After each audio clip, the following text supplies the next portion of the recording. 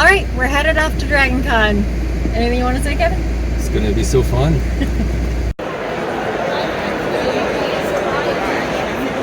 I just want a tie. Look at the tie.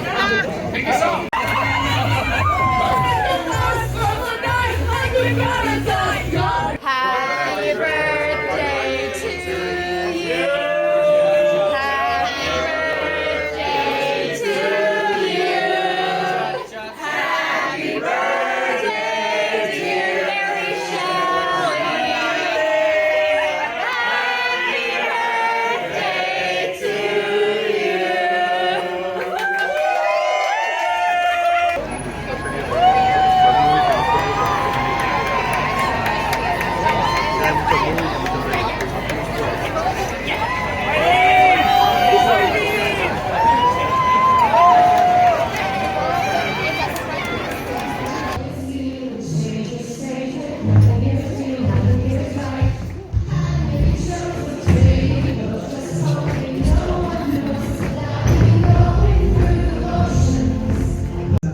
Clearly, our numbers are retro pastiche. It's never going to be a breakaway popular. Work with me, British man. You can access your way. I know, it's not quite that simple, but I have learned about some disturbing things. Basically, people I'm asking you, please know, if it's a crime, it isn't fair. There was no harming anywhere. I think that harming wasn't there. Why can't you let it go? Hello, YouTube! Hi, YouTube!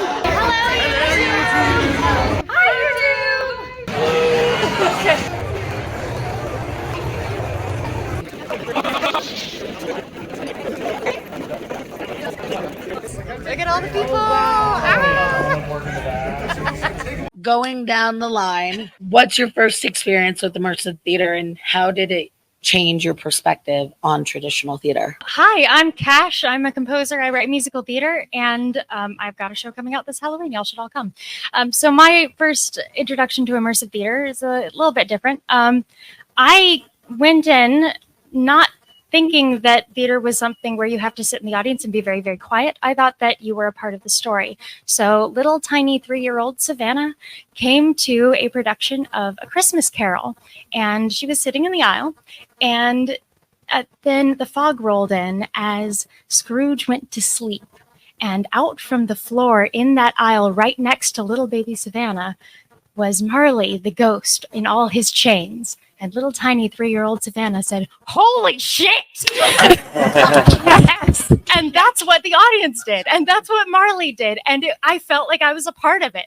And afterwards, I got lectured by my mother. But I felt so connected to the show. And to me, I had to be taught that traditional theater was the way things are supposed to be. I just went in assuming immersive theater was the way things should be. And I guess that explains why I'm here. Our next question, how do you define immersive theater?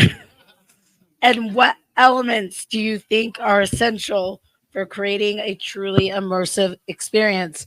I am much less experienced in this field than the other folks I'm sitting next to, so I'm very privileged to be on this panel. So my perspective is that everybody is right in their own perspective of what immersive theater is. But to me, it is a sliding scale. On the one end, we have, the traditional theater. You have a stage with people on it and the audience sitting away from that stage, being very, very quiet unless they are told to clap by an awkward silence, let's say. And then on the other hand, we have that famous quote from the bard himself, "All the world's a stage." And that, I think, is the defining difference between traditional and immersive theater, is how close can we get to reality, to this fiction becoming the real world. And what we're trying to do in immersive theater is push that boundary as far as we possibly can. And whatever you do to do that is immersive theater. Doesn't matter whether you call it that or not. Can immersive theater be made accessible to those with disabilities while maintaining the interactive nature of the experience? And have you seen it successfully done? I can. Yeah, go ahead. If you want to start, I mean, you Go ahead, Savannah, and then we'll go here. Yeah, this is a topic really close to my heart. I actually run a nonprofit that focuses on accessible arts, accessibility in the arts. And I hate that a lot of people can't come to the theater. They can't go to that traditional theater because, they can't fit their wheelchair in the aisle. They can't take an elevator that doesn't exist. They can't, climb those stairs because their knees hurt. They can't hear it, and there's no interpreter. All of these different reasons. There's flashing lights, and a lot of these beautiful historic theaters don't have the means of fixing this, either due to governmental restrictions or whatever else. And immersive theater is uniquely situated such that there's no excuse. You don't have to set up in one of those beautiful traditional theaters. Yeah, those have their place, but immersive theater is the place for anybody to be able to enjoy themselves and become a part of the story. In designing my show that I'm working on right now, I made sure that there are seats available for people who want to take on that traditional audience member role because they're overwhelmed or because they don't really know what to do, or they want to kind of sit back and watch before they decide how they're going to jump in. But then there's also this vast open dance floor. There's seats where you can be right up next to Lord Byron or whoever else, and you can really just choose your own adventure. And there's room for wheelchairs. There is a warning whenever there's going to be a flashing light. There is a guy with a camera, actually like multiple cameras, who is going to film it and put on subtitles and cut out all of the little things that might trigger a seizure and make it accessible to absolutely anybody who wants to view it. Getting translations done, all of that stuff can be done very, very easily in this field where there is no standard. I mean, y'all mentioned that there's no book telling us exactly what to do, which means that we have no excuse to not do all of the things that we can do to make it accessible.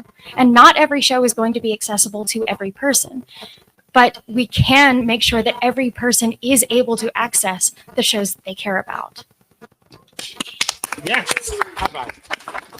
Oh, I thought Savannah crushed it. Yeah. I don't know what your nonprofit is, but donate to that. That's what I think. Music of the Two Rivers down in Charleston, South Carolina. What advice do y'all have for traditional theater spaces, traditional theater artists who want to get into a more immersive experience for the audience? I want to ask Savannah this as well, since you're making a show. For me, I come from the world of opera and classical music and all that. And for us, the concert begins, like he said, when the audience comes in, but not even then. It begins when we start to learn the music. And this is true for any kind of concert, any piece you play. That performance begins the second you pick up the sheet music and you start looking at it. And that needs to be the approach from the beginning. You can't say, okay, how can we make this show immersive? At the start of the rehearsal, you've got to go, okay, we want to bring the audience in. How do we do that? What can we do from this moment to go ahead and make this into that kind of experience? Don't go in adding stuff. Start with it. And that sort of change in your mindset will completely change your approach and make it so easy to incorporate those elements, where adding them will feel like you're just adding more work. It actually feels like less work when you do it properly, because you're letting the audience do some of the work for you, and some of those hard and fast lines that make theater so nerve-wracking are just removed, and it's great. So hope that makes sense. Yeah. Thank you. The interactivity of the theater has existed since the history of the theater, from the Greek era to the Groundling, the editorial commentary of the Groundlings, to right up to, I'm remembering a horrible audition for Tony and Tina's Italian Wedding in '94. That was great. Yes. I love that. So my question to the panel is, it does seem like it's picking up in popularity and it's becoming more mainstream. Do you have theories as to why?